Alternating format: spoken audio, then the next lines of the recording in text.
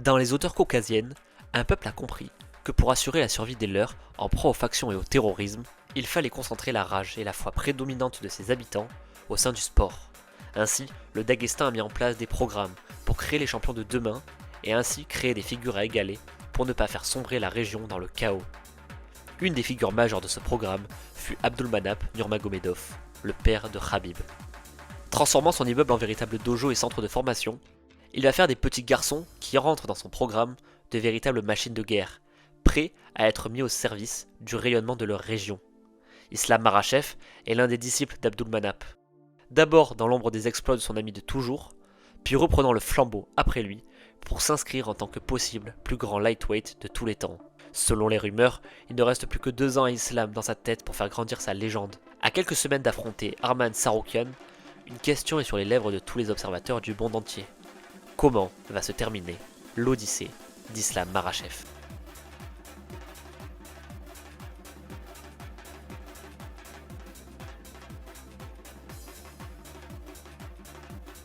Islam Ramazanovitch Makhachev naît en 1991 dans la capitale du Daghestan, une république incorporée au sein de la Fédération de Russie. Issu d'une famille pieuse dans son expression de la foi musulmane et travaillant dans des domaines qui ne laissent pas la possibilité à un avenir meilleur. Ils vont quitter la capitale pour s'installer à Bourchi, un petit village. Au sein de celui-ci, il va être confronté à la rudesse des lieux, travail du bétail, chantier, transport de pierres. En parallèle, il est confronté physiquement aux jeunes garçons de son village, à qui il doit prouver sa force et son courage, car issu de la ville, il n'a rien prouvé en tant qu'homme. А вот когда ты приезжаешь с Махачкалы в горы, у местных ребят было какое-то понятие, что вот городские типа слабые или что-то такое, и постоянно и часто приходилось там драться, постоять за себя, за кого-то там друга. Mais le jeune Islam répond vite et va très vite travailler toutes les disciplines des sports de combat, kickboxing, sanda, sambo. C'est d'ailleurs au sambo qu'il va rencontrer à la fois son futur meilleur ami et le coach qui va le transformer pour toujours. Les premières impressions d'Abdulmanap couvrent d'éloges de jeune Islam. Il a toute la faculté d'écoute, d'évolution, de sagesse, tout qui, selon lui, le prédestine à être un guerrier.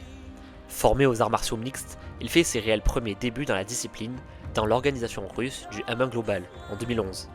Il met KO son adversaire au bout de quelques secondes seulement. Les victoires vont s'enchaîner jusqu'à tomber sur le franco-tunisien Mansour Barnaoui qui va opposer sur tous les plans des difficultés aux Daguestanais. Suivant cette victoire et après une nouvelle série de plusieurs combats invaincus, l'UFC veut un autre disciple d'Abdulmanap dans ses rangs et fait signer Islam.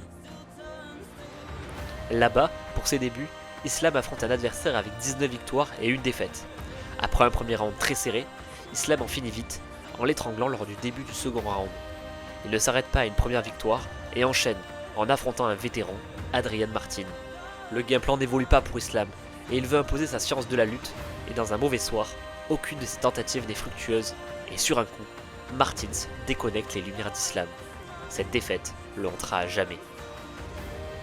Sur les sorties suivantes, Makhachev entre en démonstration, en remportant les 4 combats suivants par décision unanime, soumission ou KO. En parallèle, Khabib vient de remporter la ceinture des lightweight. Le chemin est tout tracé pour Islam. Retarder les échéances, mais empiler les victoires, pour venir conquérir le titre lorsqu'il sera laissé vacant. En avril 2019, il entre dans la cage avec Arman Tsarukyan, un Arménien ultra talentueux et un gros prospect. À cette époque, ils ne savent pas que les deux se retrouveront en 2025. Islam remporte cet affrontement, et le combat est qualifié de référence unanime par tous les lutteurs de l'organisation. Lors de l'UFC 242, pendant que Khabib défend sa ceinture pour la première fois contre Dustin Poirier, Islam remporte son combat contre Davi Ramos. Toujours dans l'ombre de Khabib, Abdulmanap qualifie en coulisses Islam d'élève le plus abouti, tant par ses prestations que par sa volonté de se dépasser continuellement. Mais les événements de la vie vont empêcher la progression d'Islam, qui verront ses combats planifiés en vue de monter dans le top 10 de l'UFC, ralentis par la pandémie et une série d'affections qui l'impacteront lui et ses adversaires. 2 ans passent, et entre-temps, pas mal de bouleversements dans la division. Abdulmanap Nurmagomedov, le mentor d'Islam et de Khabib, n'est plus. Terrassé pendant la pandémie, Khabib fait une promesse posthume, raccrocher les gants après son combat final face à Justin Gaethje. Khabib est parti, il est l'heure pour Islam de prendre son envol. Un nouveau roi a pris la ceinture, le Brésilien Charles Oliveira. Mais beaucoup de fans pensent que celui qui va être le grain de sable dans l'engrenage de défense de ceinture promis aux Brésiliens se nomme Islam Makhachev. Au Daghestan, la victoire est un héritage, et s'il veut devenir le roi, il doit tuer un roi invaincu depuis 4 ans. Recordman du nombre de soumissions, il est jeune et il est affamé. Pour la fierté de la meute, pour écrire son héritage et réaliser le plan d'Abdulmanap, la victoire passe par soumettre l'homme qui sommet tout le monde.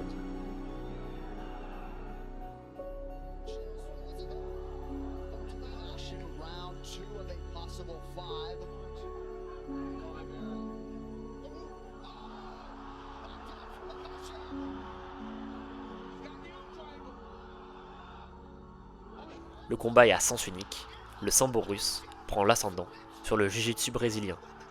Islam Makhachev a atteint le sommet, il est champion du monde incontesté des moins de 70 kg. 7 ans après son premier combat dans l'organisation de Dana White, Islam en est le nouveau roi. And I just want to say, you see, this my belt for my coach Abdulmanap Nurmagomedov. Many years ago, he told me, just training hard and you gonna be champion. And I want to give this belt. Him and his father make me, I know. Son travail de personnalisation pour être différent du style de Khabib a bien fonctionné. Il a une aptitude à la boxe bien supérieure à son prédécesseur et une capacité à l'humour et au trash talk que n'avait pas Khabib, bien plus froid qu'Islam. Ainsi, aux yeux du public, Islam paraît imbattable et devient très bankable pour l'UFC en termes de pay-per-view. Le roi des lightweights doit désormais régner sur la catégorie, mais parmi tous les contenders de la catégorie, aucun ne se dégage vraiment. Le seul challenge sportif à proposer à Islam, c'est lui-même qui le call-outera après sa victoire face à Oliveira. Is there anything you want to say to the pound-for-pound best fighter in the world, Alexander Volkanovski? I didn't see this short guy, bring him here. Le champion de l'UFC numéro 1 en pound for pound, Alexandre le Grand Volkanovski. Le champion des moins de 66 kg met son titre de champion pound for pound en jeu, tandis qu'Islam met sa ceinture lightweight en jeu. Si Volkanovski l'emporte, il devient double champion de l'UFC et restera meilleur combattant de l'organisation, toutes catégories confondues. Et si Islam l'emporte, il devient le meilleur combattant de l'organisation. Parlons quelques secondes du short guy. Il est sur une série de 12 victoires sans défaite, invaincu depuis 6 ans et battu 3 fois la légende Max Holloway. Bref, Volkanovski, c'est un des GOAT de sa division et probablement de l'UFC. Le combat a donc lieu en Australie, sur ses terres. Le combattant numéro 1 face au combattant numéro 2. Si Islam est le favori des bookmakers, Volkanovski va se révéler et être celui qui va le plus poser d'adversité dans l'hégémonie du Dagestanais. Pound for pound man on the planet, going up against the pound for pound number 1. The crowd in here, the atmosphere is absolutely electric. I mean, talk about goosebumps. I want a finish. Go there and shock the world. I'm prepared to go 5 rounds of war. Every second I'm gonna try to finish him, but my goal, I want to knock him out. Protect you. When I tell you to stop, you stop. If you want to touch gloves, now's the time. God bless.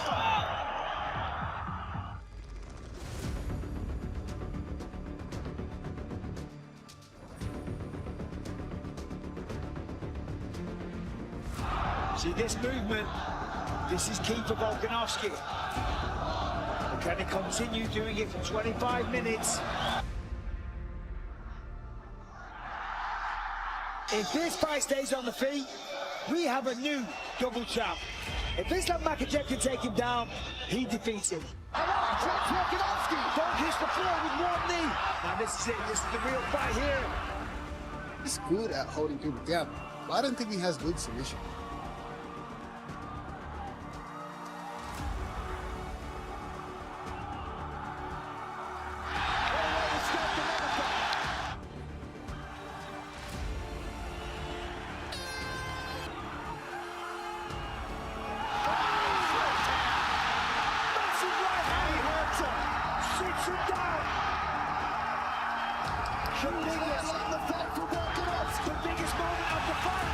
Combat complètement fou! Volkanovski qui est au-dessus.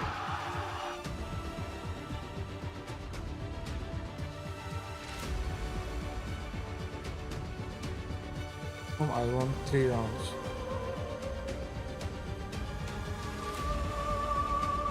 For the winner, by unanimous decision, Islam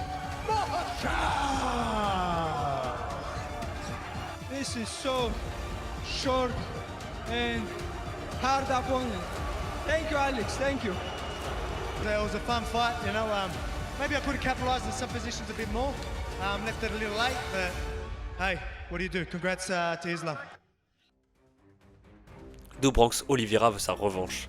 Il sort d'un KO magistral sur Dariush, il revient dans la course.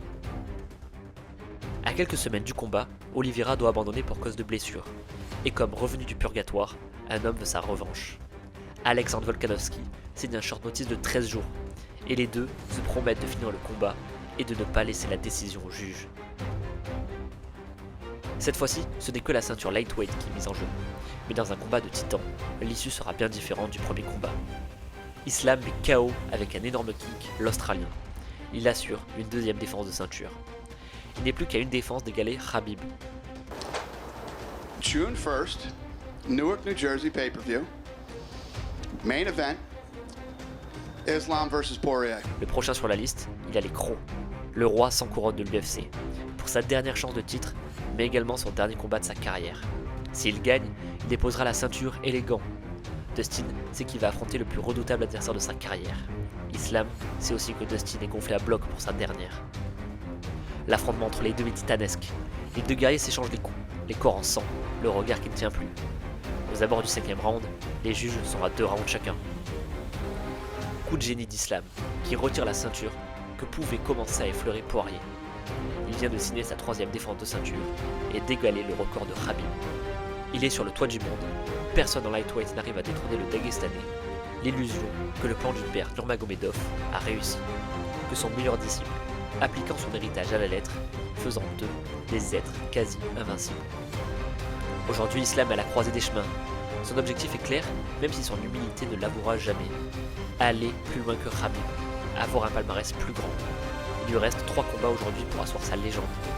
Défendre pour la 4e fois sa ceinture, combat déjà prévu pour l'UFC 311 en janvier 2025, face à Arman Tsarukyan, pour devenir le lightweight avec le plus de défense de ceinture de tous les temps. Poursuivre cette volonté en prenant l'invaincu Ilia Topuria, nouveau contender chez lightweight, venu chercher lui aussi une 2e ceinture, réalisant à chaque fois ses prédictions. Trust me. In the first round? In the first round, I'm gonna put his lights out. Really? Yeah.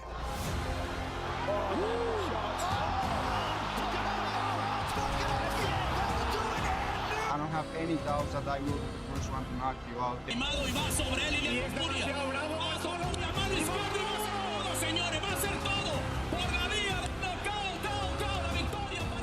Mais la vraie volonté d'Islam, ce n'est pas de défendre une 5e ou une 6e fois sa ceinture. Les cuttings seront de plus en plus durs. Pour lui, c'est aller chercher celle de la catégorie supérieure, la ceinture des welterweight. Toutefois, à l'heure actuelle, la ceinture est détenue par son ami, et parfois partenaire d'entraînement, Belal Muhammad. Plusieurs fois, la question fut posée pour savoir s'il irait affronter Belal, et sa réponse fut toujours catégorique, c'est non. Espérant sans doute un faux pas de son ami face à Shafkat, pour avoir plus de facilité morale à aller la conquérir. Si Islam venait à prendre cette ceinture, cela ferait de lui le plus grand combattant dagestanais de tous les temps, bien devant Khabib.